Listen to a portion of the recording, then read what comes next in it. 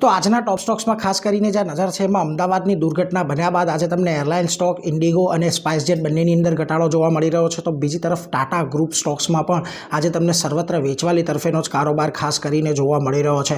પરંતુ જે સમાચાર આજે બનતા દેખાયા એમાંથી ખાસ કરીને ઓએમસી સ્ટોક છે, ક્રૂડની અંદર જે મોટો ઉછાળો આવ્યો ઇઝરાયલના ઈરાન પરના હુમલા બાદ દરેક ઓએમસી સ્ટોક્સ આજે આપણને ઘટાડા સાથે કામકાજ કરતા દેખાઈ રહ્યા છે. તો બીજી તરફ તમને ખાસ કરીને ઓએનજીસી અને ઓઇલ ઇન્ડિયા જેવા સ્ટોકમાં આજે પણ ખરીદદારી આવતી જોવા મળી રહી છે. નિફ્ટીના જૂજ સ્ટોક જે વધી રહ્યા છે એમાં ઓએનજીસી આજે નિફ્ટીનો ટોપ ગેનર બન્યો છે. બીજી તરફ તમને અડાણી પોર્ટ્સની અંદર આજે ઘટાડો જોવા મળી રહ્યો છે, કારણ કે ઇઝરાયલ અને ઈરાન વચ્ચે જે તણાવ ફરી પાછો શરૂ થયો છે એને લઈને હાફિયા પોર્ટનું કામકાજ કદાચ બંધ થાય એવા એક અપેક્ષા છે.